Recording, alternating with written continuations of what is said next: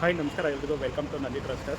So best practice ವೆಹಿಕಲ್ನ before start ಮಾಡೋಕ್ಕಿಂತ ಮುಂಚೆ, ವೆಹಿಕಲ್ ಒಳಗಡೆ ಕೂತ್ಕೊಳ್ಳೋಕ್ಕಿಂತ ಮುಂಚೆ ಏನೇನೆಲ್ಲ ಮಾಡಬೇಕು. ಸೊ ಇಲ್ಲಿವರೆಗೂ ನೀವು ಮಾಡ್ತಾ ಇಲ್ಲ ಅಂತ ಅಂದರೆ ಇವತ್ತಿಂದನೇ ಸ್ಟಾರ್ಟ್ ಮಾಡಿ.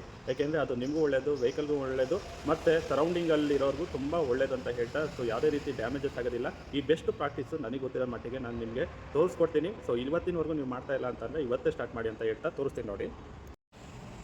ಸೊ ಫಸ್ಟ್ನೇ ಪ್ರಾಕ್ಟೀಸ್ ಏನಪ್ಪ ಅಂದರೆ, ವೆಹಿಕಲ್ ಪೂರ್ತಿ ಸರೌಂಡಿಂಗ್ನ ಒಂದು ಪ್ರದಕ್ಷಿಣೆ ಹಾಕಬೇಕು. ವಾಕ್ ಅರೌಂಡು ಒಂದು ಕಂಪ್ಲೀಟ್ ವೆಹಿಕಲ್ ಸರೌಂಡಿಂಗ್ನ ಒಂದು ವಾಕ್ ಅರೌಂಡ್ ಮಾಡೋದ್ರಿಂದ ಏನಾಗುತ್ತೆ, ಸೊ ಗಾಡಿ ಕೆಳಗಡೆ ಯಾವುದನ್ನ ಪ್ರಾಣಿ ಮಲಗಿರೋದೇ ಆಗಲಿ, ಇಲ್ಲ ಹಿಂದೆ ಮುಂದೆ ಮಕ್ಕಳು ಯಾರನ್ನ ಆಟ ಆಡ್ತಿರೋದೇ ಆಗಲಿ ನಿಮಗೆ ನೋಟಿಸ್ ಮಾಡ್ಬೋದು. ಸೊ ಬೆಸ್ಟ್ ಫಸ್ಟು ಏನು ಮಾಡ್ತೀರಾ, ವೆಹಿಕಲ್ಲು ಕೀನ ಅನ್ಲಾಕ್ ಮಾಡಿ ಒಳಗಡೆ ಹೋಗೋದಕ್ಕಿಂತ ಮುಂಚೆ ವೆಹಿಕಲ್ದು ಒಂದು ವಾಕ್ ಅರೌಂಡ್ನ ಕಂಪ್ಲೀಟು ಚೆಕ್ ಮಾಡ್ಕೊಳ್ಳಿ. ನೆಕ್ಸ್ಟ್ ಏನು ಮಾಡಬೇಕು, 4 ಟೈರ್ ಪ್ರೆಷರ್ ಚೆಕ್ ಮಾಡ್ಕೊಬೇಕು.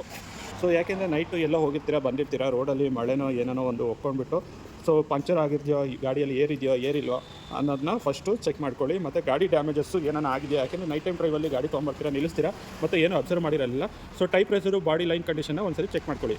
ಸೊ ಅದಾದಮೇಲೆ ವೆಹಿಕಲ್ನ ಅನ್ಲಾಕ್ ಮಾಡಿ, ವೆಹಿಕಲ್ ಅನ್ಲಾಕ್ ಮಾಡಿಬಿಟ್ಟು ಅದಾದಮೇಲೆ ಏನು ಮಾಡ್ತೀರಾ, ಬಾನೆಟ್ ಓಪನ್ ಮಾಡ್ಕೊಳ್ಳಿ. ಸೊ ಬಾನೆಟ್ ಓಪನ್ ಮಾಡಿದಾದ್ಮೇಲೆ ಏನು ಮಾಡ್ತೀರಾ, ಕಂಪ್ಲೀಟು ಇಂಜಿನ್ ಕಂಪಾರ್ಟ್ಮೆಂಟ್ನ ಅಬ್ಸರ್ವ್ ಮಾಡಿ ಫಸ್ಟು. ಮತ್ತು ಕೈಗೆ ಏನು ಇಡೋಕ್ಕೋಗ್ಬೇಡಿ. ಬಾನೆಟ್ ಓಪನ್ ಮಾಡಬೇಕಾದ್ರೆ ಹುಷಾರಾಗಿ ಓಪನ್ ಮಾಡ್ಕೊಳ್ಳಿ.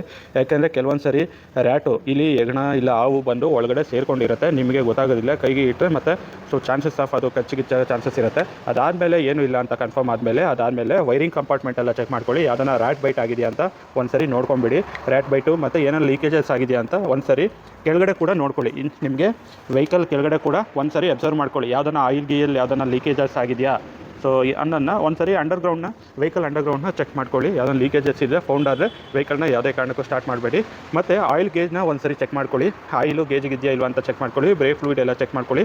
ಕೂಲೆಂಟ್ ಎಲ್ಲ ಚೆಕ್ ಮಾಡ್ಕೊಳ್ಳಿ. ಇದು ಸೊ ಮೈನರ್ ಚೆಕಪ್ ಆಗಿರುತ್ತೆ. ಇದನ್ನು ಚೆಕ್ ಮಾಡ್ಕೊಳ್ಳೋದ್ರಿಂದ ಚಾನ್ಸಸ್ ಆಫ್ ಬ್ರೇಕ್ ಡೌನು ತುಂಬ ಕಡಿಮೆ ಇರುತ್ತೆ. ಸೊ ಕೂಲೆಂಟ್ ಕಡಿಮೆ ಇದ್ದು ನೀವು ಗಾಡಿ ಓಡಿಸಿದ್ರೆ ಡ್ಯೂ ಟು ಟೆಂಪ್ರೇಚರ್ ಆಗಿ ಇಂಜಿನ್ ಸೀಸ್ ಆಗ್ಬೋದು, ಇಲ್ಲ ಆಯಿಲ್ ಲೆವೆಲ್ ಕಡಿಮೆ ಇದ್ದೂ ಇಂಜಿನ್ ಸೀಸ್ ಆಗ್ಬೋದು.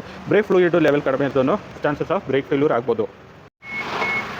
ಸೊ ಇಂಜಿನ್ ಕಂಪಾರ್ಟ್ಮೆಂಟು ಮತ್ತು ಕೆಳಗಡೆ ಅಂಡರ್ ಬಾಡಿ ಚೆಕ್ ಮಾಡ್ಕೊಂಡಿದ್ದಾದಮೇಲೆ, ಟೈರ್ ಪ್ರೆಷರ್ ಎಲ್ಲ ಚೆಕ್ ಮಾಡ್ಕೊಂಡಿದ್ದಾದಮೇಲೆ ವೆಹಿಕಲ್ನ ಇಗ್ನಿಷನ್ ಆನ್ ಮಾಡಿ.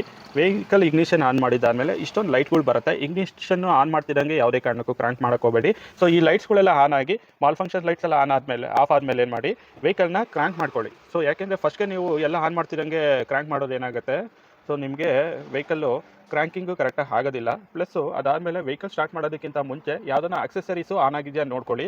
ಯಾಕೆಂದರೆ ಮ್ಯೂಸಿಕ್ ಸಿಸ್ಟಮು, ಲೈಟ್ಸು ಇದೆಲ್ಲ ಆನ್ ಮಾಡ್ಕೊಂಡಾಗ ಏನಾಗುತ್ತೆ, ಸೊ ಇದಕ್ಕೆಲ್ಲ ಪವರ್ ಕನ್ಸ್ಯೂಮ್ ಆಗ್ತಾ ಇರುತ್ತೆ. ನಿಮಗೆ ಕ್ರ್ಯಾಂಕಿಂಗ್ ವೋಲ್ಟೇಜ್ ಏನಿರುತ್ತೆ, ಕ್ರ್ಯಾಂಕಿಂಗ್ ವೋಲ್ಟೇಜು ನಿಮಗೆ ಬರಲಿಲ್ಲ ಅಂತಂದರೆ ಏನಾಗುತ್ತೆ, ಬ್ಯಾಟ್ರಿ ಸೆಲ್ ವೀಕ್ ಆಗುತ್ತೆ, ಮತ್ತು ಚಾನ್ಸಸ್ ಆಫ್ ಬೇಗ ಬ್ಯಾಟ್ರಿ ಡೌನ್ ಆಗುತ್ತೆ, ಇಲ್ಲ ಬ್ಯಾಟ್ರಿ ಪೂರ್ತಿ ವರ್ನೌಟ್ ಆಗುತ್ತೆ, ರೀಪ್ಲೇಸ್ಮೆಂಟ್ ಮಾಡಬೇಕಾಗುತ್ತೆ. ಅದಾದಮೇಲೆ ವೆಹಿಕಲ್ನ ಸ್ಟಾರ್ಟ್ ಮಾಡ್ಕೊಳ್ಳಿ. ಸೊ ವೆಹಿಕಲ್ನ ಸ್ಟಾರ್ಟ್ ಮಾಡ್ತಿದ್ದಂಗೆ ಯಾವುದೇ ಕಾರಣಕ್ಕೂ ಮೂವ್ ಮಾಡೋಕ್ಕೆ ಹೋಗಬೇಡಿ. ವೆಹಿಕಲ್ಲು ನಿಮಗೆ ಪೆಟ್ರೋಲ್ ಗಾಡಿ ಆದರೆ ಬೇಗ ಸ್ಟಾರ್ಟ್ ಆಗ್ತಿದ್ದಂಗೆ ಏನಾಗುತ್ತೆ, RPM ರೈಸ್ ಆಗುತ್ತೆ. RPM ರೈಸ್ ಆಗಿದ್ದಾದಮೇಲೆ ನಿಮಗೆ 1000 RPM ಇಲ್ಲ 900 RPM ಬಂದು ನಿಂತ್ಕೊಳ್ಳುತ್ತೆ. ಸೊ 1000 RPMಗೆ ಬರೋವರೆಗೂ ವೆಹಿಕಲ್ನ ಯಾವುದೇ ಕಾರಣಕ್ಕೂ ಮೂವ್ ಮಾಡಬೇಡಿ.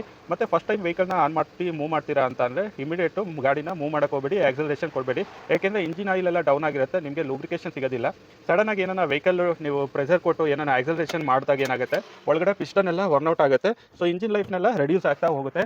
So in case engine oil level ಎಲ್ಲ ಕಡಿಮೆ ಇದ್ದಾಗ ನೀವು ಸಡನ್ನಾಗಿ ಒಳ್ಳೆ ರೇಸ್ ಗಾಡಿ ಥರ ಹೋದಾಗ chances of vehicle engine failure ಆಗೋಕ್ಕೆ ಚಾನ್ಸಸ್ ಕೂಡ ಇರುತ್ತೆ.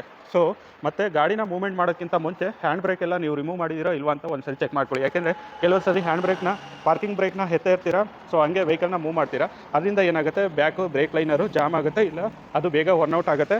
ಸೊ ನಿಮಗೆ ಸೊ ವೆಹಿಕಲ್ ಲೈಫು ಡ್ಯೂರಾಬಿಲಿಟಿ ಬರಬೇಕು, ಎಲ್ಲ ಪಾರ್ಟ್ಸು ಡ್ಯೂರಾಬಿಲಿಟಿ ಇರಬೇಕು, ಒಳ್ಳೆ ಎಫಿಷಿಯನ್ಸಿ ಇರಬೇಕು. ಸೊ ನಿಮಗೆ ಗಾಡಿ ಯಾವುದೇ ಥರದ ಖರ್ಚು ಬರಬಾರ್ದು ಅಂದರೆ ಈ ಬೆಸ್ಟ್ ಪ್ರಾಕ್ಟೀಸಸ್ನ ಮಾಡೋದ್ರಿಂದ ಎಲ್ಲ ಎಫಿಷಿಯನ್ಸಿನೂ ಚೆನ್ನಾಗಿರುತ್ತೆ, ವೆಹಿಕಲ್ ಪರ್ಫಾರ್ಮೆನ್ಸ್ ಚೆನ್ನಾಗಿರುತ್ತೆ, ಇಂಜಿನ್ ಲೈಫು, ಬ್ಯಾಟ್ರಿ ಲೈಫು ಎಲ್ಲನೂ ಚೆನ್ನಾಗಿರುತ್ತೆ. ಸಪೋಸ್ ಯಾವುದನ್ನ ಹಿಂದೆ ಮುಂದೆ ಮಕ್ಕಳು ಯಾರನ್ನ ಆಟ ಆಡ್ತಾ ಇದ್ದರೆ ಚಾನ್ಸಸ್ ಆಫ್ ಆಕ್ಸಿಡೆಂಟ್ನ ಅವಾಯ್ಡ್ ಮಾಡ್ಬೋದು ಅಂತ ಹೇಳ್ತಾ ಈ ಒಂದು ವೀಡಿಯೋನ ಏನು ಮಾಡ್ತಾಯಿದ್ದೀನಿ. Thank you.